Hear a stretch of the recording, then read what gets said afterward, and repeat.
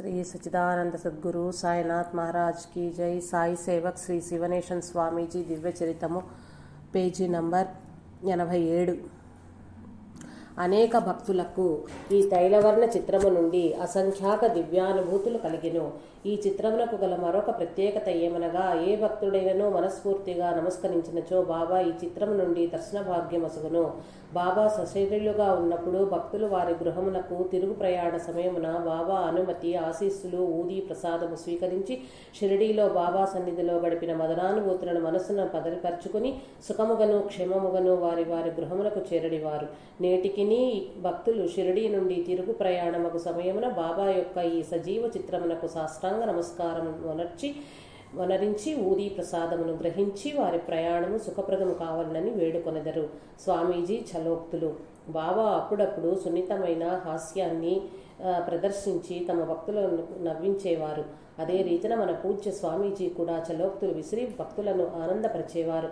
వాటిలో కొన్ని మచ్చు తునుకలు। ప్రథమంలో స్వామీజీకి ద్వారకామాయిలోని ప్రస్తుతం ఊదీని నిల్వ చేయుచున్న గదిలో వసతి ఏర్పాటు చేసినారు సంస్థానం వారు।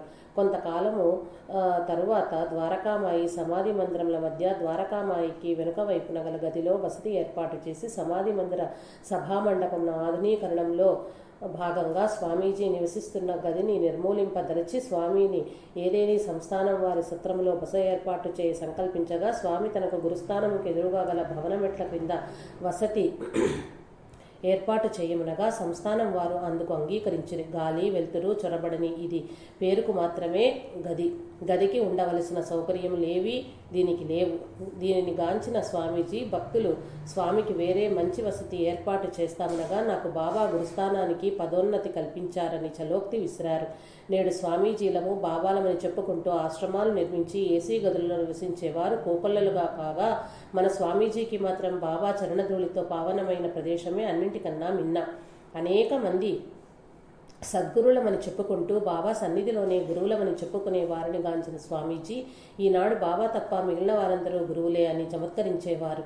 కొంతకాలం తర్వాత ఈ లోకమంతా గురువులమయమే అవుతుంది, శిష్యులు మాత్రం మచ్చుకైనా కానరారు అని హాస్యాస్పదంగా మాట్లాడేవారు।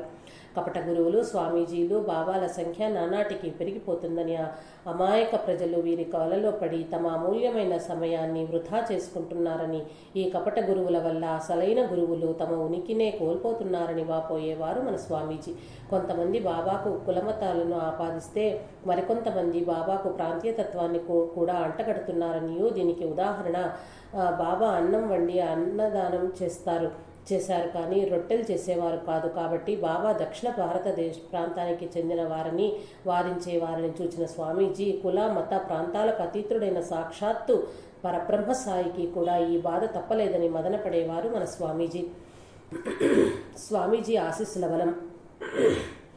మన పూజ్య స్వామీజీ ఆశీస్సులతో మన దేశంలో అనేక నగరాలలోనూ పట్టణములలోనూ పల్లెలలోనే కాక విదేశాలలో సహితము అనేక సాయి మందిరాలను నిర్మించారు స్వామీజీ భక్తులు। మందిర నిర్మాణ సమయంలో ఆ తరువాత మందిరంలో జరపవలసిన నిత్య కార్యక్రమాలను స్వామీజీ వారికి ఎంతో విపులంగా వివరించేవారు। స్వామీజీ ఆశీస్సులతో రెండవ షిరిడి నిర్మాణాన్ని హైదరాబాద్ నగరంలోని మల్లాపూర్ నందు చేపట్టి ఇప్పటి వరకు ద్వారకామాయి గురుస్థాన్ చావడిల నిర్మాణాలను పూర్తి చేశారు స్వామీజీ భక్తులు। ప్రతి నెల స్వామీజీ జన్మదినమైన 12వ తేదీన మల్లాపూర్ మందిరంలో అన్నదానము మరియు ఏకాహ ఓం సాయి శ్రీ సాయి జయ జయ సాయి నామమును నిర్విరామంగా 24 గంటల పాటు గానం చేయుట కార్యక్రమాలను జరుపుచున్నారు। వీరు నిర్మించిన ద్వారకామాయి ధుని నుండి పొగ ద్వారకామాయి అంతయు వ్యాపించి భక్తులకు అసౌకర్యాన్ని కలుగచేయగా ఈ విషయాన్ని స్వామీజీకి విన్నవించగా స్వామీజీ పొగగొట్టం ఎత్తు పెంచమని సలహా ఇవ్వగా పొగగొట్టం సరియైన కొలతలతోనే అమర్చాలని చెప్పగా స్వామీజీ మీరు నిర్ణయించిన దానికంటే పొగగొట్టం ఎత్తు తక్కువైనదని చెప్పారు। వారు పరీక్షించి చూడగా పొగగొట్టం ఎత్తు తక్కువగా ఉండటం గమనించి ఆశ్చర్యపోయి దాన్ని సరిచేశారు। ఎంతో దూరంలో గల షిరిడీలో ఉండి హైదరాబాద్లో జరిగిన చిన్న పొరపాటును సైతం స్వామీజీ దృష్టిని తప్పించుకోలేకపోయిందంటే స్వామీజీ దివ్య దృష్టి ఎంత గొప్పదో పాఠకులే గ్రహింతురు కాక। ఈ మందిర ప్రాంగణం నందు స్వామీజీ జ్ఞాపకార్థం ఒక చక్కని ధ్యాన మందిరాన్ని కూడా నిర్మించినారు।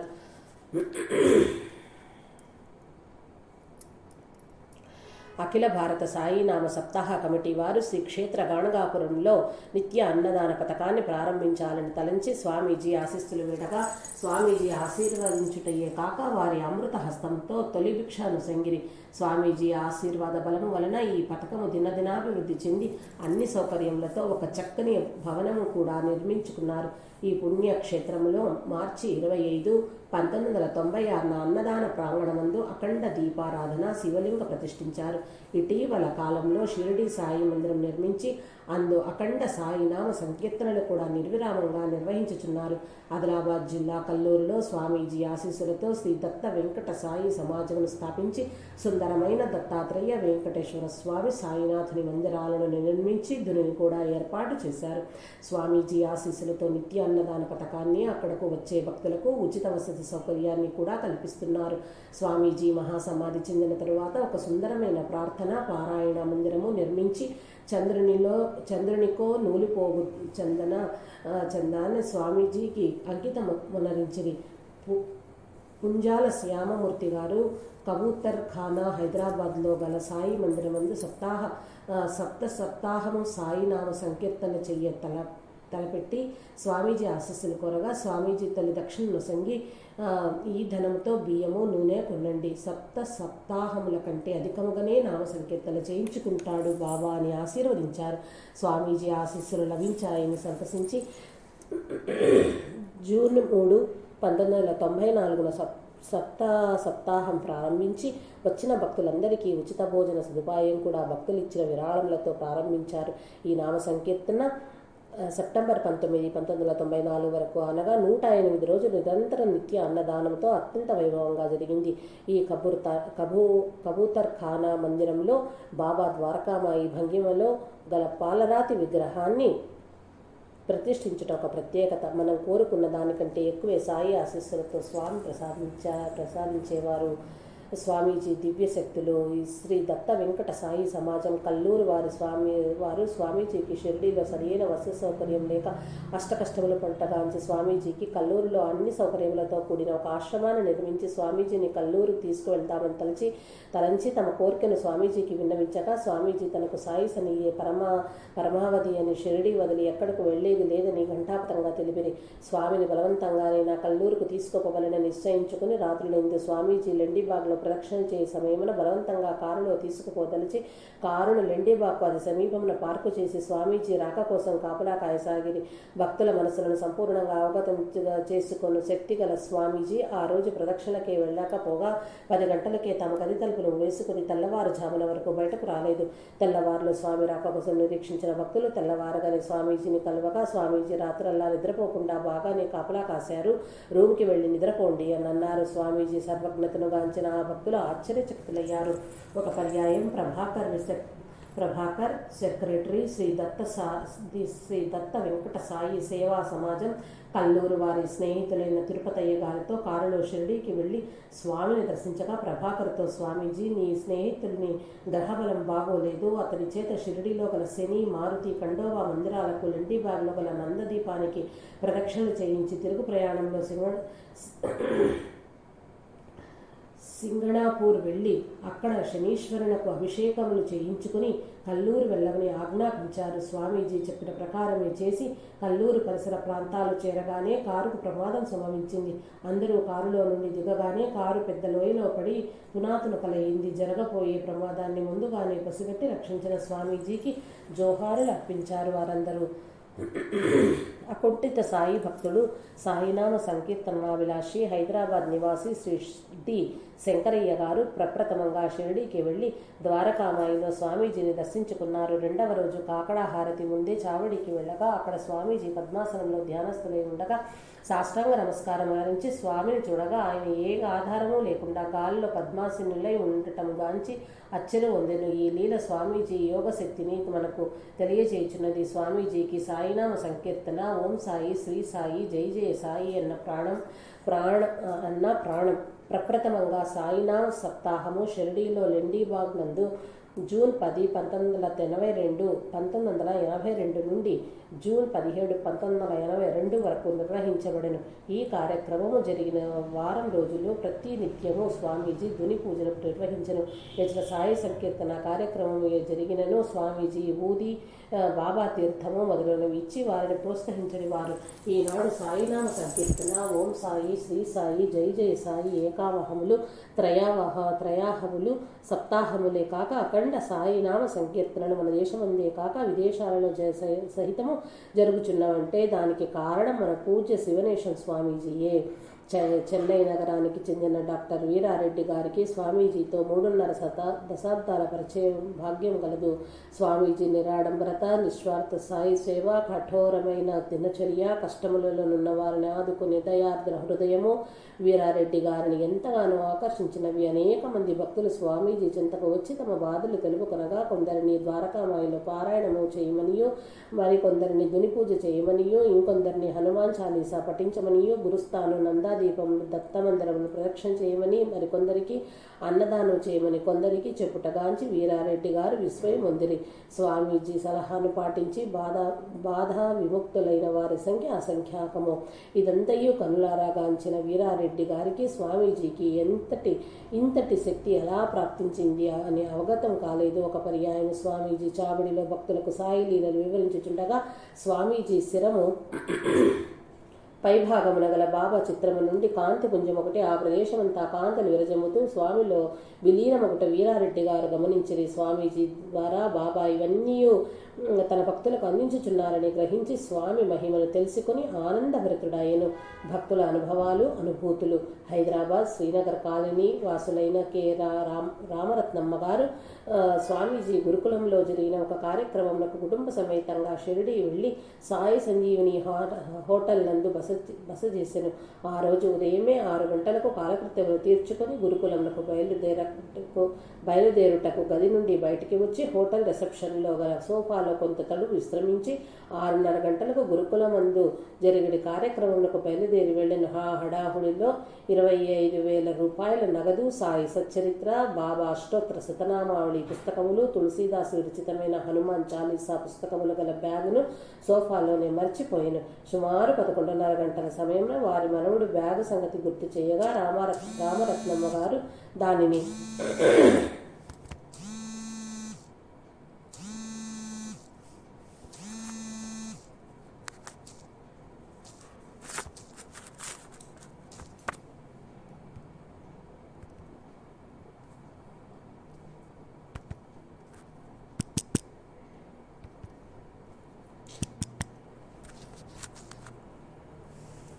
పదకొండున్నర గంటల సమయమున వారి మనవడు బ్యాగ్ సంగతి గుర్తు చేయగా రామరత్నమ్మ గారు దాన్ని హోటల్ సోఫాలో మర్చిపోయినట్లు గుర్తు తెచ్చుకొని వెంటనే ఆటోలో హోటల్కు రాగా ఆ బ్యాగ్ పెట్టిన చోటనే ఉన్నది.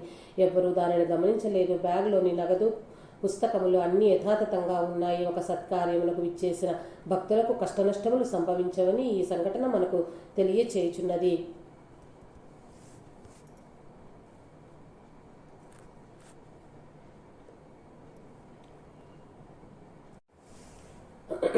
కర్ణాటక రాష్ట్రములకు చెందిన హోసూర్ పట్టణ నివాసి అయిన డాక్టర్ కె.ఆర్. విజయ్ కుమార్ గారు హైదరాబాద్ వాసి అయిన సాయి భక్తులు డి. శంకరయ్య గారి ద్వారా స్వామీజీని గురించి తెలుసుకొని 1982లో స్వామీజీని దర్శించను. 1984వ సంవత్సరంలో షిరిడి సాయి సంస్థానం వారు ప్రచురించు సాయి లీలా మాసపత్రిక రచయితల వార్షిక సమావేశములకు షిరిడి వెళ్ళెను. తన కార్యక్రమంలో అన్నీ ముగించుకొని తిరుగు ప్రయాణములకు సన్నద్ధములకు సమయమున ఆయన తిరుగు ప్రయాణ టికెట్ డబ్బులు గల పర్సు దొంగలించబడినది. ఈ సంగతి సంస్థానం వారికి తెలియచేయగా వారు మైకులో అనేక పర్యాయములు ప్రకటించినను ఫలితం శూన్యమాయను. స్వామీజీకి జరిగిన సంగతి వివరించగా స్వామి చింతించకము, అలనాడు సముద్రమును దాటిన పవనపుత్రుని గుర్తు తెచ్చుకో. రాముని శక్తియే హనుమంతుని సంద్రమును దాటించను.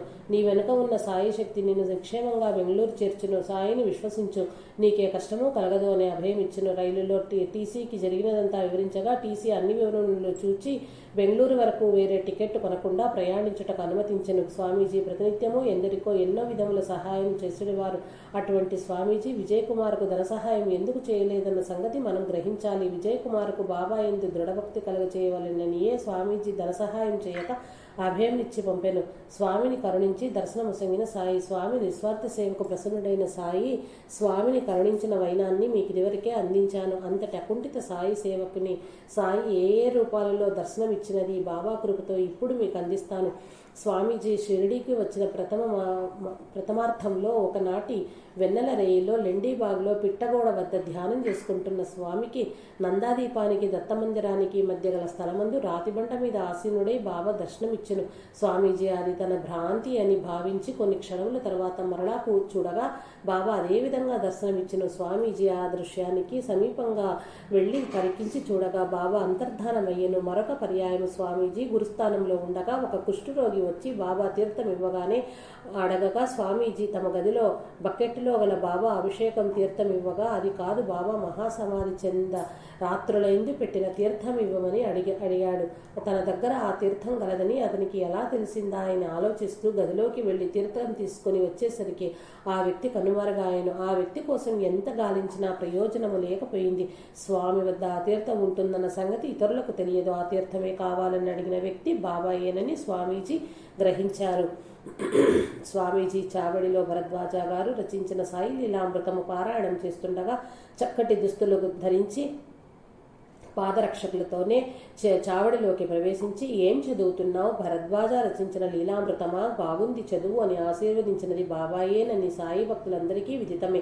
వేరొక పర్యాయము స్వామీజీ విరేచనములతో బాధపడుచుండగా ఒక ఆజానుబాహుడు స్వామీజీ గదిలోకి వచ్చి నిమ్మకాయను దిగదుడిచి స్వామీజీ ప్రేగుని తన చేతితో నొక్కి, నీ విరేచనములు పోయినవి, నీవు నిత్యకృత్యం నిర్విఘ్నముగా చేసుకో, ఈ నిమ్మకాయను దునికి సమర్పించు అని చెప్పి అంతర్ధానమయ్యాడు. స్వామీజీ తాను విరేచనములతో బాధపడుతున్నట్లు ఎవరికి చెప్పలేదు. సర్వంతర్యామి అయిన సాయినాథునికి తన భక్తుని కష్టం ఒకరు చెప్పవలెనా? స్వామీజీకి ఏ విపత్తు సంభవించినను సాయినాథుడు ఏదో ఒక రూపంలో వచ్చి స్వామీజీ కష్టాన్ని కడతీర్చి నీ చెంత నేనున్నాను అని నిరూపించేవారు. స్వామీజీ దినచర్య షిర్డీ ప్రవేశానంతరము స్వామీజీ దినచర్యను సందర్భానుసారంగా ఇంతకు ముందే వివరించడం జరిగినది. స్వామీజీకి వయస్సు మీరిన తర్వాత ఆయనకు పూర్తి విశ్రాంతి కల్పించాలని తలంచిన సంస్థాన్ వారు స్వామిని శారీరక సేవ నుండి దూరంగా ఉంచారు. ఈ చర్యకు స్వామీజీ ఏమాత్రమూ చింతించక మానసిక సేవ చేసి తరించారు. ప్రతినిత్యము స్వామీజీ ఉదయం 3 గంటలకే నిద్ర మేల్కొంచి సుమారు 1 గంట సేపు ధ్యానము గావించడివారు. 4 గంటల సమయంలో వేడి నీటిని తెచ్చుకుని స్నానం ఆచరించి ద్వారకామాయి, గురుస్థాను, చావడి దర్శనములతో దినచర్యను ప్రారంభించడివారు. అటు పిమ్మట లెండీబాగ్లోని నందాదీపమునకు, దత్త మందిరమునకు, గురుస్థానమునకు ప్రదక్షిణలు గావించడివారు. ప్రదక్షిణలు లెక్కించడివారు కాదు, చేయించుకొనడివాడు బాబా. ఆయనకు ఎన్ని కావాలో అన్ని చేయించుకుంటాడనేవారు. ప్రదక్షిణలు పూర్తి అయిన తరువాత దునిమాతకు నారికేళంను సమర్పించడివారు. తరువాత 7:30 గంటల వరకు చావడిలో ఆసీనులయ్యేవారు. భక్తులు వస్తే సత్సంగం చేసేవారు, లేకపోతే ధ్యానం చేసుకునేవారు. 7:30 గంటల నుండి 8 గంటల వరకు గదిలో ఉండేవారు. 8 గంటలకు కరుణాకరణ తెచ్చిన పాలు సేవించి సమాధి మందిరమునకు వెళ్లి బకెట్తో బాబా అభిషేక తీర్థం తెచ్చుకునేవాడు. కోటయ్య అనే అతనితో విష్ణు సహస్రనామ స్తోత్రాన్ని లేక హనుమాన్ చాలీసా పారాయణం చేయించడివారు. సుమారు 10 గంటల ప్రాంతంలో సుబ్రహ్మణ్యం మణితో ఒక సత్సంగం చేసేవారు. అటు పిమ్మట మరలా ప్రదక్షిణ చేసి మధ్యాహ్న హారతి సమయంలో దునిమాతకు మరలా నారికేళము, నవధాన్యాలు మొదలగునవి సమర్పించి చావడికి వెళ్లి ధ్యానస్థులయ్యేవారు. బాబాకు ఆహారతి నైవేద్య సమర్పణ పూర్తి అయిన తర్వాత బాబా మహాప్రసాదమును తెచ్చుకొని అతి కొద్దిగా తాను భుజించి మిగిలినది భక్తులకు పంచడివారు. హోటళ్ల నుండి తనకు సమర్పించిన భోజన పదార్థములను కూడా భక్తులకు వితరణ చేసేవారు. అటు పిమ్మట సాయంత్రం 4:30 లేదా 5 గంటల వరకు గదిలోనే ఉండి పారాయణము లేక ధ్యానము చేసుకునేవారు. ఈ సమయంలో భక్తులను ఎవ్వరిని అనుమతించడివారు కాదు. స్వామీజీ ఏనాడును పగటిపూట నిద్రించడివారు కాదు. సాయంత్రం 5 గంటల నుంచి మరలా ప్రదక్షిణ చేసేవారు. తర్వాత 7:30 గంటల వరకు గదిలోనే ఉండేవారు. తర్వాత మహానైవేద్యం తెచ్చుకుని కరుణాకరునికి మరియు ఇతర భక్తులకు పంచడివారు. స్వామీజీ మాత్రం కరుణాకర్ తెచ్చిన పాలు త్రాగిడివారు. రాత్రి 8 గంటల నుంచి 9 గంటల వరకు చావడిలో భజన కార్యక్రమం నిర్వహించి హారతి చేసేవారు. అటు పిమ్మట దునికి మరలా నారికేళంను సమర్పించి గదికి వెళ్ళేవారు. 9:15 పిఎస్ రావు నాందేడ్కర్ కాంట్రైల్ స్వామీజీ గదికి వచ్చేవారు. 10 గంటల 15 నిమిషాలు వరకు తన అనుభవములు కానీ వ్రాసేవాడు.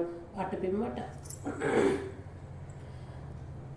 10 గంటల 15 నిమిషాల వరకు నాందేడ్కర్ పారాయణం చేయట కానీ స్వామీజీ వివరించిన సాయి భక్తుల అనుభవములు కానీ వ్రాసడివారు. అటు పిమ్మట పిఎస్ రావు 11:30 గంటల వరకు పారాయణం గావించడివారు. ఒక్కొక్కసారి 12:30 గంటల వరకు సత్సంగం చేయుట లేక ఆధ్యాత్మిక సంబంధమైన సందేహాలను స్వామి ద్వారా నివృత్తి గావించుకునేవారు. స్వామీజీ తరచుగా రావు గారికి ఏకనాథ భాగవతము, భక్త కబీరు, తుకారాం, తులసీదాస్ చరిత్రములు తెలిపిడివారు. భగవద్గీత, రామాయణం, సాయి సచ్చరిత్రము, గురుచరిత్ర పారాయణం చేయించేవారు. ఇవే కాక రామకృష్ణ పరమహంస, రమణ మహర్షి పుస్తకములను తెప్పించి పారాయణం చేయించేవారు. దినంలో 3 లేక 4 గంటలు మాత్రం నిద్రించి మిగిలిన సమయమంతా సాయి సేవకే వినియోగించేవారు. మన పూజ్య స్వామీజీ షిరిడి ప్రవేశించినది మొదలు దేహత్యాగం చేసే వరకు ఏనాడును పాదరక్షలు ధరించలేదు. బాబా పరమ పావన పాదధూళిచే పవిత్రమైనది షిరిడి క్షేత్రము. ఇచ్చట పాదరక్షలు ధరించి సంచరించుట మహాపాపమని భావించడివారు. ఇంతటి కఠోర దీక్షతో సాయిని సేవించి తరించిన భక్తులు మన స్వామీజీయే తప్ప వేరొకరు లేరని ఘంటాపథంగా చెప్పవచ్చు. ఒకసారి స్వామీజీతో ఏకాంతంగా సత్సంగం చేయు భాగ్యము నాకు ప్రసాదించినారు. స్వామీజీతో నేను అనేక మంది సచ్చీరులైన సాయి భక్తులు ఇడుముల పాలుచుండగా దొంగ భక్తులు, దొంగ స్వాములు, కపట గురువులు భోగభాగ్యాలతో తేలియాడుచున్నారు. ఈ వ్యత్యాసానికి కారణం ఏమిటని ప్రశ్నించగా స్వామి చిరునవ్వు నవ్వి, నీవు చెప్పినది నిజమే. దీనికి కారణం వారి పూర్వజన్మ సుకృతమే కానీ మరి ఒకటి కాదు. పూర్వజన్మలో మనం చేసుకున్న పాపపుణ్య ఫలాలను ఈ జన్మలో అనుభవించవలేను. పూర్వజన్మలో సత్కర్మలు చేసిన వారు ఈ జన్మలో భోగభాగ్యాలతో సుఖ సంపత్తులు పొందగలరు. ఈ సుఖ సంతోషాల మత్తులో ఈ జన్మలో చెడు కర్మలు చేసినచో వాటి ఫలితములను ఈ జన్మలోనే కాక మరు జన్మలో గాని అనుభవించక తప్పదు. కొంతమంది అన్యార్జితముగా ధనము సంపాదించి ఆ పాపములను ప్రక్షాళన గావించుకొనుటకు భగవంతునికి బంగారాభరణను సమర్పించుట, గుళ్ళు గోపురములను నిర్మిస్తున్నారు. ఇటువంటి వాటి వల్ల భగవంతుని కృప వీరికి లభించదు. కష్టార్జితంతో అతి స్వల్పంగా సత్కార్యములకు ఖర్చు పెడితే భగవంతుడు సంతసించును. మన రాతలను బట్టే చేతలు ఉండును గాని చేతలను బట్టి రాతలు కాదని మనం గ్రహించి సత్ప్రవర్తన కలిగి ఉండవలేను. చెడు విత్తనమును నాటి దానికి ఎన్ని ఎరువులు వేసినా ప్రయోజనం శూన్యమే కదా. అన్ని జన్మలలోనూ మానవ జన్మ ఉత్కృష్టమైనది. దీనిని అందరూ గ్రహించి ఇతరులను కష్ట నష్టాలు కలిగించకుండా చేతనైనంత వరకు సాటి వారికి సాయం అందించిన భగవంతుడు సంతసించి ఈ జన్మలో కానీ లేక మరుజన్మలో కానీ వారికి వారు చేసిన సత్కర్మల ఫలితముల అందించునని ఎంతో విపులంగా వివరించారు. స్వామీజీ షిరిడి చేరినప్పటి నుండి మహాసమాధి వరకు అంటే సుమారు 4 దశాబ్దాలలో ప్రతి క్షణాన్ని సాయి సేవకి అంకితం చేసిన ధన్యజీవి మన స్వామీజీ. తన సర్వస్వమును బాబాకే సమర్పించి అరిషడ్వర్గములను అవలీలగా జయించిన పుణ్యమూర్తి మన పూజ్య స్వామీజీ. ఆయన ఎల్లవేళలా బాబా సేవ తప్ప ఈ దేనిపైన ధ్యాస ఉండేది కాదు. ఆయనకు ధనముపై ఏమాత్రమూ ఆశ ఉండేది కాదు. ఆయనే ధనమందు ఆశ ఉంటే దక్షిణ ధనంతో షిరిడీలోనే కొనగల స్థితి మంత్రుడయ్యేవారని 5 దశాబ్దాల నుంచే స్వామీజీ పరిచయ భాగ్యమున్న విన్ని చిట్లూరి గారు తెలియజేసెను. అవధూతల దర్శన భాగ్యము. అవధూతల పట్ల స్వామీజీకి అత్యంత భక్తి శ్రద్ధలు కలవు. అవధూతలు దేవుని యొక్క ప్రతిరూపాలని చెప్పేవారు. వారు కల్లా కపటము తెలియని పసిపిల్లలతో సమానమని, వారి మనస్సు నవనీతము కన్నా మృదుమనియు, ఈ సృష్టిలో గల ప్రతి ప్రాణిలోనూ వారు భగవంతుని గాంచుచూ ఉన్నారనియు గాంచుదురనియు వారి మనస్సులో చెడు అన్న పదములకు చోటే ఉండదనియు చెప్పడి వారు. స్వామీజీ సత్సంగం నిర్వహించేటప్పుడు రమణ మహర్షి, రామకృష్ణ పరమహంస, నిత్యానంద బాబా, విదేహి సతి అనసూయమాత, దేవి మాయమ్మ, నాంపల్లి బాబా, రామిరెడ్డి తాత, వెంకయ్య స్వామి మొదలగు అవధూతల లీలను తెలిపిడివారు. ఒక పర్యాయము బాబా ద్వారకామాయి ఛాయాచిత్రమును రామిరెడ్డి తాతకు పంపగా తాత భక్తులు ఆ చిత్రపటమును రైల్వే స్టేషన్ నుంచి సుందరముగా అలంకరించిన ఒక ట్రక్కులో నుంచి తీసుకుని వెళ్తుండగా తాత గ్రామ సరిహద్దుల వరకు ఎదురు నడిచి వచ్చి ఆ ట్రక్కులో ముందు సీటులో ఆసీనుడై గురుస్థానం చేరగానే అందరికంటే తానే ముందుగా ట్రక్కులో నుంచి దిగి బాబా ఛాయాచిత్రాన్ని గురుస్థానంలో తన స్వహస్తాలతో నుంచెను. నేటికి తాత ఆశ్రమంలో ఈ చిత్రరాజ్యము భక్తులచే నిత్య పూజలు అందుకొనుచున్నది. తాత యొక్క ఈ చర్య ఒక అవధూతను మరియు అవధూతయే అర్థము చేసుకొనగలడని నిరూపిస్తున్నది. 1992వ సంవత్సరంలో తాతను ఆయన భక్తులు షిరిడీకి తీసుకువెళ్ళగా స్వామీజీ తాతకు గ్రామోత్సవం జరిపించెను. బాబా తర్వాత షిరిడీలో గ్రామోత్సవం జరిపించుకున్నది తాతగారే. స్వామీజీ ఎల్లప్పుడూ అవధూతల చేత మందిర నిర్మాణాలు, విగ్రహ ప్రతిష్టలు గావించమని ఆయన భక్తులకు చెప్పడివారు. హైదరాబాదులోని కబూతర్ ఖానా మందిరంలో విగ్రహ ప్రతిష్ఠ రామిరెడ్డి తాత చేతను, మల్లాపూర్లోని ద్వారకామాయి ఆవిష్కరణ విదేహి సతి అనసూయమాత చేతన మీదును గాను జరిపించెను. తానే ఒక అవధూత అయ్యుండి మరొక అవధూత పట్ల ఎంతో వినయ విధేయతలతో మెలగడివారు మన స్వామీజీ. విదేహి సతి అనసూయ మాత షిరిడి వచ్చినప్పుడు ఆ స్వామీజీ ఆమె పాదములపై తన శిరస్సును ఉంచి నమస్కరించెను. ఏనాడును షిరిడి పొలిమేరలు దాటకున్నను సమకాలిక అవధూతల ఆశీర్వాదములు, దర్శన భాగ్యములు పొందిన పుణ్యమూర్తి మన స్వామీజీ. పై సంఘటనలు బాబా దర్శనార్థమై షిరిడీకి విచ్చేసిన గజానన్ మహారాజు, అవతార మెహర్ బాబాలను మనకు గుర్తు తెస్తున్నవి.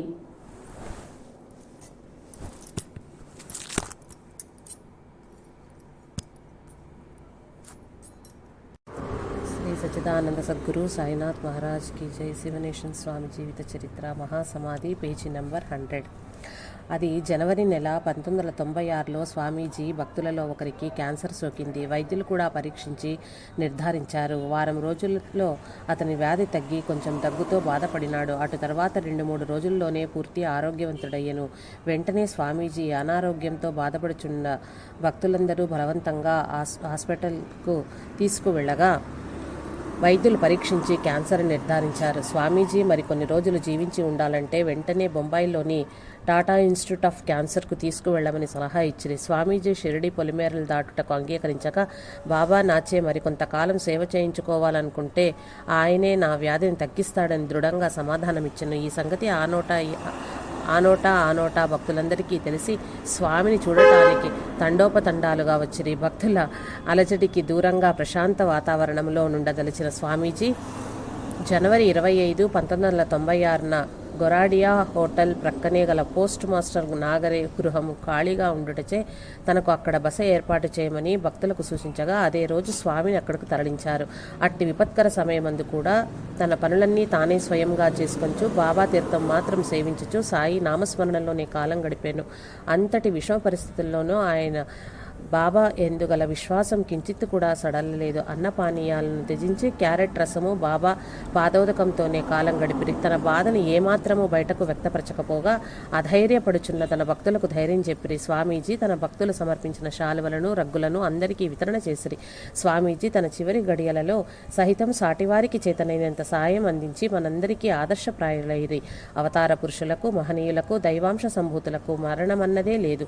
వారి అవతార కార్యము ముగిసిన పిమ్మట అతి సునాయాసంగా దేహమును పరిత్యజించిన వారిని ఆశ్రయించిన వారిని సదా రక్షించుట కొరకు ఎల్లవేళలా జాగరూకులై ఉందురు. వారి జనన మరణాలు మానవ మాత్రులమైన మనకు ఊహకందనివి. మృత్యువే వారి చెంత చేర భయపడుతుంది, కానీ వారు మాత్రం మృత్యువుకు భయపడరు. వారు ఆహ్వానిస్తే తప్ప మృత్యువు సహితం వారి ఛాయలకు చేర సాహసించలేదు. జన్మించిన ప్రతి ప్రాణి మరణించాలన్న ప్రకృతి ధర్మానికి కట్టుబడి మాత్రమే వారు దేహత్యాగం చేస్తారు. పరిపూర్ణ అవతార పురుషులు అవధూతలు వారి మహాసమాధి అనంతరమే అసంఖ్యాక లీలలను ప్రకటించి సర్వదా వారి భక్తులను ఉద్ధరించరు. భగవంతుని యొక్క పరిపూర్ణ కృపకు పాత్రులైన భక్తులకు మరణం ఉండదని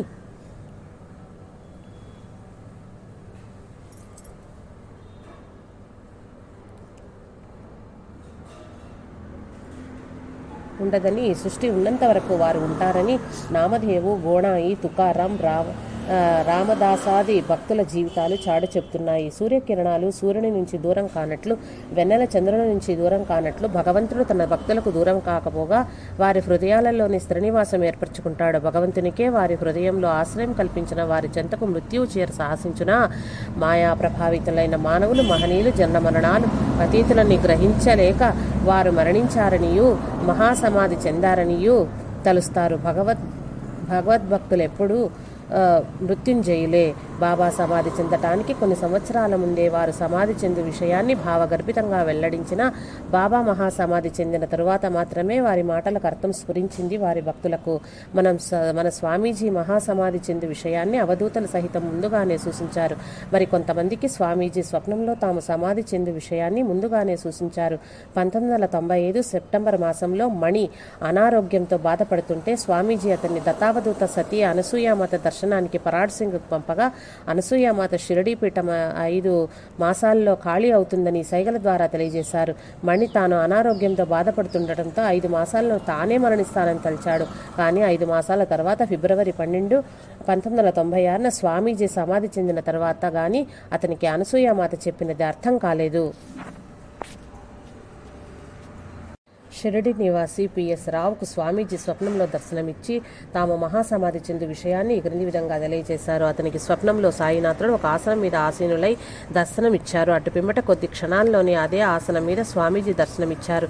తర్వాత సాయి మరియు స్వామీజీ ఆ ఆసనానికి ఇరువైపులా నిలబడి దర్శనమివ్వగా ఖాళీ అయిన ఆసనాన్ని చూసిన రావు ఆ ఆసనాన్ని ఏమి చేయమంటారని స్వామీజీని ప్రశ్నించగా దానిని ఆశ్రమంలో పెట్టు అని చెప్పారు. దీనిని బట్టి స్వామీజీకి తాము శరీర త్యాగం చేస్తున్న సంగతి ముందుగానే తెలుసుననియో తర్వాత తాము సూక్ష్మ రూపంలో ఆశ్రమంలో ఉంటామని ముందుగానే సూచించారు. బాబా మహాసమాధి చెందటానికి 17 రోజుల ముందు నుంచి ఆహారాన్ని విసర్జించి విజయదశమి పర్వదినాన మహాసమాధి చెందగా స్వామీజీ కూడా తమ మహాసమాధికి 17 రోజుల ముందు నుంచి అన్నపానీయాలను విడనాడి ఫిబ్రవరి 11వ తేదీ ముగిసి 12వ తేదీ ప్రవేశించిన 10 నిమిషాలకు మాఘ బహుళ సప్తమి సోమవారం అంతిమ శ్వాస విడిచి సాయి పవిత్ర పాద సన్నిధికి చేరుకున్నారు. సుమారు 4.5 దశాబ్దాలు నిస్వార్థ సాయి సేవలో గడిపి అతి నిరాడంబర జీవితాన్ని కొనసాగించి సాయి ఉచ్చిష్టంతోనే క్షుద్బాధను తీర్చుకుని సాయి పాదోదకంతో దాహం తీర్చుకుని బాబా సంచరించిన పరమ పవిత్ర ప్రదేశాల్లో సంచరించి సాయి తత్వాన్ని దేశ విదేశాలలో సహితం ప్రచారం చేసిన పుణ్యమూర్తి శ్రీ శివనేశం స్వామీజీ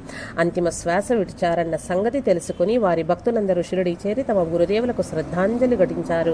ప్రతినిత్యము భక్తుల కోలాహలంతో సాయినామ సంకీర్తనలతో కళకళలాడే షిరిడీపురము ఆనాడు కళావిహీనమై నిశ్చేజమై అమావాస్య నాటి అంధకారాన్ని తలపిస్తూ ఇది షిరిడీపురమా లేక శోకసంద్రమా అన్న రీతిన గోచరించింది. ఎవ్వరి ముఖంలోనూ కళాకాంతులు లేవు. వెక్కి వెక్కి ఏడ్చేవారు కొందరైతే వారిని ఓదార్చేవారు మరికొందరు.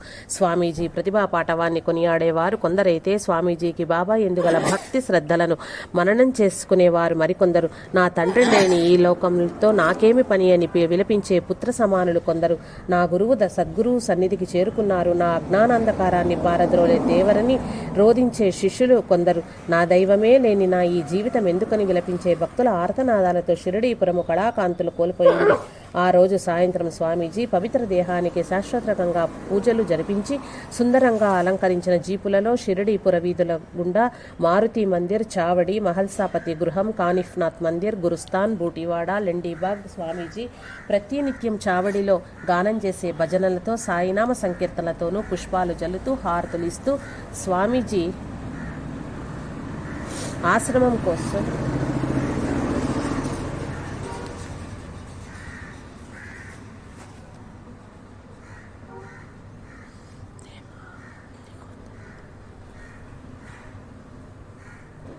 ఆశ్రమం కోసం క్రయం చేసిన స్థలానికి తీసుకువెళ్లి వేద పురోహితులచే శాస్త్రోత్తకంగా స్వామీజీ అంత్యక్రియలు జరిపించారు. శ్రీ కెఎస్ సుబ్రహ్మణ్యం మణి స్వామీజీ అంత్యక్రియలు చేశారు. స్వామీజీ పవిత్ర దేహానికి అగ్ని సంస్కారం జరిపించి భక్తులందరూ బాధాతప్త హృదయాలతో బాధపడటం చూడలేని సూర్యుడు అస్తమించాడు. స్వామీజీ భక్తులు స్వామీజీ అస్థికలను భారతదేశంలో గల అన్ని పవిత్ర నదీ జలాల్లో నిమజ్జనం చేసి స్వామీజీ ఎందు వారికి గల భక్తి ప్రపత్తులను చాటుకున్నారు. స్వామీజీ సమాధిని ఫిబ్రవరి 21, 1996 తేదీన నిర్మించారు. ఈ పరమ పూజ్యుని మహాసమాధి పింపుల్వాడి రోడ్లో ప్రసాదాలయం నుండి 2.5 కిలోమీటర్ల దూరంలో కలదు. ఇచ్చట ప్రతినిత్యము 4 హారతులు జరుగుతున్న విధిని కూడా ఏర్పాటు చేశారు. స్వామీజీ జన్మదినమైన ఏప్రిల్ 12వ తేదీ, పుణ్యతిథి ఫిబ్రవరి 12వ తేదీ మరియు గురు పూర్ణిమ ఉత్సవములు అంగరంగ వైభవంగా జరుగును. షిరిడి దర్శించే ప్రతి సాయి భక్తుడు ప్రశాంత వాతావరణంలో గల స్వామీజీ ఆశ్రమాన్ని దర్శించి బాబా మరియు స్వామీజీల ఆశీస్సులను పొందగలరు.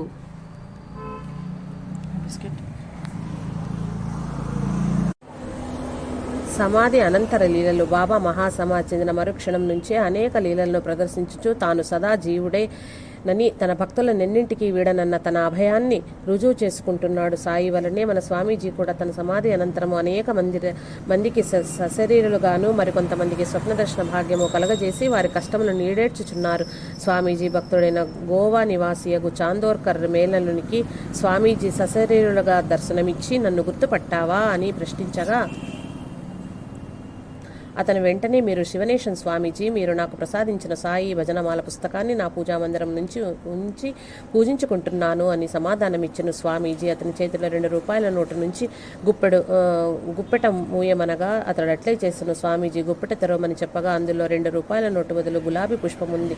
ఇంతలోనే వేరొక పకీర్ వేషధారి వచ్చి తాను మహారాష్ట్ర నుంచి వస్తున్నట్టు చెప్పి తనకు 5 రూపాయల దక్షిణ కావాలని అడగగా ఆ యువకుడు తన జేబులో నుంచి తీసి ఇవ్వబోగా, ఇవి కాదు, నీ దుకాణంలో నుంచి తీసుకుని వచ్చి ఇవ్వు అని దుకాణం వైపు చూపించారు. అతను వెంటనే దుకాణంలోకి వెళ్లి 5 రూపాయలు తెచ్చి ఇవ్వగా అతన్ని ఆశీర్వదించి స్వామీజీ మరియు ఆ ఫకీర్ వేషధారి కొంత దూరం వెళ్లి అతను గమనించుచుండగానే కనుమరుగయ్యారు. షిరిడీ వాసియగు కుమారి దేశముఖ్ గారికి స్వామీజీ ప్రసాదించిన మరొక అనుభవము. 1995 ఆగస్టు లేక సెప్టెంబర్ మాసంలో ఈమె దగ్గు వాంతులతో బాధపడుతుంటే స్వామీజీ త్రిఫల చూర్ణము మరియు అల్లంతో తయారు చేసిన ఒక చాక్లెట్ని ఇచ్చారు. అది తినగానే 2 రోజులకే ఆమెకు స్వస్థత పొందిన స్వామీజీ మహాసమాధి చెందిన తరువాత మార్చి 9వ తేదీ 1996 తిరిగి దగ్గు వాంతులు కావటంతో ఆమె స్వామీజీని తలుచుకొని, స్వామి, ఇది వరకు ఈ వ్యాధిని మీరే నయం చేశారు, ఇప్పుడు నాకు దిక్కెవరు అని స్వామిని ప్రార్థించి నిద్రించగా స్వామీజీ స్వప్నంలో దర్శనమిచ్చి ఆమెకు అంతకుముందు ఇచ్చిన చాక్లెట్ వంటిదే ఇచ్చి అంతర్ధానమయ్యారు. తెల్లవారిన తరువాత నిద్రలేచి ముఖ ప్రక్షాళనం చేసుకుంటూ రాత్రి స్వామీజీ చాక్లెట్ ఇచ్చిన సంగతి జ్ఞప్తికి వచ్చి చూడగా మంచం మీద చాక్లెట్ ఉంది. దానిని తీసుకుని కళ్ళగద్దుకుని నోట్లో పెట్టుకుని చప్పరించగా కొద్ది క్షణంలోనే ఉపశమనం కలిగింది. ఆమె ఉద్యోగానికి వెళ్లే సమయం కావటంతో తొందరగా స్నానం ఆచరించి ఆఫీసుకు వెళ్తుంటే స్వామీజీ సమాధి చెందారు కదా, మరి రాత్రి చాక్లెట్ ఎవరిచ్చారన్న సందేహం కలిగింది. అది స్వప్నమని సరిపెట్టుకుందామంటే స్వప్నంలో ఇచ్చిన చాక్లెట్ స్వయంగా తన మంచం మీదకి ఎలా వచ్చింది అని ఆశ్చర్యపడేది స్వామి ప్రసాదించిన ప్రసాదమని గ్రహించెను. తనను నమ్ముకున్న వారిని స్వామీజీ ఏనాడు అలక్ష్యం చేయరని ఈ సంఘటన రుజువు చేస్తోంది. స్వామీజీ మహాసమాధి చెందిన తర్వాత శివరాత్రి గడిచిన 2 రోజులకు హైదరాబాద్ వాస్తవ్యులు శ్రీ యుతులు రాజు మరియు రామారావు అనే ఇరువురు భక్తులు షిరిడీకి వెళ్లి ధునికి నమస్కరించుచుండగా స్వామీజీ మేస్త్రీలు ప్లాస్టరింగ్ చేయటానికి ఉపయోగించే బద్దను భుజాన పెట్టుకుని ద్వారకామాయి నుంచి బూటివాడాకు వెళ్తూ దర్శనమివ్వగా వారు స్వామిని అనుసరించగా బూటివాడాలోకి ప్రవేశించగానే స్వామీజీ అంతర్ధానమయ్యారు. షిరిడీలో నివసించే శ్రీమతి పల్లవీషా స్వామీజీ సశరీరులుగా ఉన్నప్పుడు స్వామీజీతో ప్రతిరోజు గురుస్థానానికి ప్రదక్షిణలు గావించడిది. స్వామీజీ మహాసమాధి చెందిన తర్వాత కూడా ప్రదక్షిణలు చేస్తుంటే ఈమెకు కొద్ది దూరం ముందుగా స్వామీజీ ప్రదక్షిణలు చేయించు దర్శనమిచ్చెను. స్వామీజీ తన శరీరము త్యజించినను తన దినచర్యను ఎప్పటి వలె కొనసాగిస్తున్నారని ఈ ఘటన తెలియచేయుచున్నది. శ్రీ పిఎస్ రావు షిరిడి వారి గృహంలో పూజామందిరంలో దేవతా చిత్రపటాలతో పాటు స్వామీజీ మరియు ఆచార్య శ్రీ ఎక్కిరాల భరద్వాజ గారి చిత్రపటాలను పూజించడివారు. వీరింటికి వచ్చిన ఒక మహిళ భగవంతునితో సమానంగా స్థానం కల్పించి ఈ మానవ మాత్రలకు ఎందుకు పూజిస్తున్నారని రావు గారి అత్తగారిన శ్రీమతి రాఘవరపు రమాదేవి గారిని ప్రశ్నించగా ఆమె ఆ 2 పటాలను పూజామందిరం నుండి తొలగించెను. ఆనాటి రాత్రే స్వామీజీ ఆమెకు స్వప్న దర్శనమిచ్చి ఆమెను షిరిడీలో గల అన్ని మందిరములకు దర్శింపజేశారు. దీనితో ఆమె స్వామీజీ సామాన్య మానవుడు కాడని గ్రహించి ఆ చిత్రపటాలను తిరిగి యథాస్థానంలో ఉంచి పూజించసాగాను. శ్రీమతి పి భారతలక్ష్మి ఇంటి నెంబర్ 565/1, న్యూ మారుతి నగర్, హైదరాబాద్ 500060 గారికి 17/2/1996 స్వామీజీ అవధూత నాంపల్లి బాబాతో కలిసి స్వప్న దర్శనం ఇచ్చి నాకు బట్టలు పెడతావా అని అడగగా ఆమె పెడతాను స్వామి అని సమాధానమిచ్చి స్వామీజీ ఆజ్ఞను శిరస వహించి గురు పూర్ణిమ రోజున మల్లాపూర్ బాబా మందిర ప్రాంగణంలో స్వామీజీ ధ్యాన మందిరంలో నూతన వస్త్రాలను సమర్పించెను. ఆదిలాబాదులో గల హార్టికల్చర్ డిపార్ట్మెంట్లో పనిచేస్తున్న రవి గారు కల్లూరు శ్రీ దత్త వెంకట సాయి ఆలయానికి వెళ్తుంటే కల్లూరుకు సుమారు 20 కిలోమీటర్ల దూరంలో స్వామీజీ చేతిలో రుద్రాక్షమాలతో దర్శనమివ్వగా అతను ఇక్కడున్నాడేంటి స్వామీజీ అని అడగగా స్వామీజీ నా పని నేను చేసుకుంటున్నాను, నీ పని నువ్వు చేసుకో, కల్లూరు వెళ్ళు అని సమాధానమిచ్చారు. ఈ సంఘటన స్వామీజీ సమాధి చెందిన తరువాత జరిగినది. స్వామీజీ సశరీరులుగా ఉన్నప్పుడు నిత్యం ద్వారకామాయి ఎదురుగా గల షాపులో నారికేళములు దుని సామాగ్రి కొని దునికి సమర్పించడివాడు. స్వామీజీ సమాధి చెందిన సుమారు 10 రోజుల తర్వాత ఆ షాపులో పనిచేసే అన్సర్కు స్వప్నంలో కనిపించి ఎప్పటి వలనే కొబ్బరికాయలు దుని సామాగ్రి తీసుకునే స్వప్నమందే అన్సర్ స్వామీజీ సమాధి చెందినారు కదా, షాప్కి ఎలా వచ్చారు అని తన మనసులోనే అనుకునేను. వెంటనే స్వామీజీ నేను ఎక్కడకు వెళ్ళలేదు, ఇప్పుడు ఇక్కడే ఉంటాను, ఎప్పుడూ ఇక్కడే ఉంటానని చెప్పారు. నేను ఎక్కడకు వెళ్ళలేదు, ఎప్పుడూ ఇక్కడే ఉంటానని చెప్పారు. స్వామీజీ సమాధి చెందినా కానీ తన దైనందిక కార్యక్రమంలో ఏ విధమైన మార్పు లేదనియో ఆయన సాయి సేవ నిరంతరము నిర్విఘ్నంగా కొనసాగుతూనే ఉంటుందని మనం గ్రహించవలేను. డాక్టర్ నాసా ఆనందరావు గారు విశాఖ స్టీల్ ప్లాంట్లోని హాస్పిటల్లో ఐ స్పెషలిస్టుగా పనిచేయుచుండిరి. వీరికి 11/2/1996 రాత్రి స్వామీజీ స్వప్నదర్శనమిచ్చి అతనికి శ్రీ సాయిలీలామృతము బహుకరించి దానిని పారాయణం చేయి, నీకు మేలు జరుగుతుందని చెప్పినారు. అటు పిమ్మట సాయిబాబా పక్షపత్రికల్లో స్వామీజీ మహాసమాధి చెందిన విషయం చదివి ఆశ్చర్యపోయారు ఆనందరావు గారు.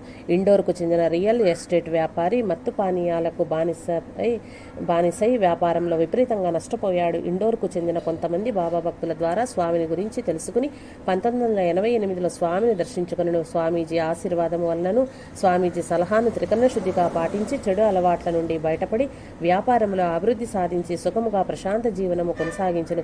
స్వామీజీ మహాసమాధి అనంతరము ఏ విపత్తు సంభవించినను స్వామిని ప్రార్థించగా వెంటనే ఆ విపత్తు నుండి బయటపడేవాడు. ఈయన స్వామీజీయే నా గురుదేవులు, నా జీవన గమ్యానికి మార్గదర్శకులు, నన్ను బాబా బాటలో నడిపించిన మహనీయుడని చెప్పెను. స్వామీజీ అంత్యక్రియలు జరిగిన తరువాత ఒక వ్యక్తి స్వామి అస్థికలను దొంగలించి తన గృహం నందుంచుకొనెను. ఆ కొద్ది రోజులు గడిచిన పిదప ఆ వ్యక్తికి సద్గురు నిత్యానంద స్వామీజీ స్వప్నంలో అగుపించి ఆ మహనీయుని అస్థికలను ఎందుకు దొంగలించావు, వాటితో నీకేమి పని అని ఆగ్రహంతో ప్రశ్నించగా అతను తన తప్పిదమును గుర్తించి ఆ అస్థికలను శాస్త్రోత్తకంగా గంగానదిలో నిమజ్జనం గావించెను. ఈ సంఘటన యోగుల మధ్యన గల సంబంధము వారి దివ్యశక్తులు తెలియచేయుచున్నది. స్వామీజీ జీవితంలో కొన్ని ముఖ్య విశేషాలు. స్వామీజీ జనన మహాసమాధి తేదీలు 2/12 తేదీయే. సంఖ్య బాబా ద్వాదశాక్షరి మంత్రం ఓం సాయి, శ్రీ సాయి, జై జయ సాయిను సూచిస్తున్నది కాక వారి జననము బాబాకు అత్యంత ప్రీతికరమైన శ్రీరామనవమి కావటం మరొక విశేషము. బాబా మహాసమాధి చెందిన మంగళవారమే స్వామీజీ జన్మదినము. బాబా మహాసమాధి చెందిన తరువాత 8 సంవత్సరాలకు స్వామీజీ జన్మించటము మరొక విశేషము కాగా బాబా ప్రథమంగా షిరిడి పుణ్యభూమి మీద కాలిడిన శతాబ్ద కాలానికి 1953 స్వామీజీ కాలిడినారు. బాబా వలననే స్వామీజీ కూడా షిరిడి సరిహద్దులు దాటి వెళ్ళటానికి ఇష్టపడేవారు కాదు. సాయినాథుడు ఎల్లప్పుడూ సబ్కా మాలిక్ ఏక్ హై అంటే మన స్వామీజీ ఎల్లవేళలా సబ్కా మాలిక్ సాయి అనేవారు. తన జీవితంలోని ప్రతి క్షణాన్ని సాయి సేవకి అంకితమనరించిన ఈ పుణ్యచరితని జీవిత చరితానికి ముగింపు ఉండదన్న తలంపుతో ఈ గ్రంథాన్ని మీ పవిత్ర హస్తాలకు అందించే భాగ్యాన్ని ప్రసాదించిన సాయినాథుని నా ప్రాణదాత అయిన పూజ్య శ్రీ శివనేశన్ స్వామీజీ పవిత్ర చరణాలకు ప్రణమిల్లి ఈ గ్రంథాన్ని పఠించిన పాఠకులకు వినిన శ్రోతలకు సాయిబాబా మరియు మన పూజ్య స్వామీజీ ఆయురారోగ్యాలు ఇచ్చి సదా రక్షించుగాక ఆయన్ని ప్రార్థిస్తూ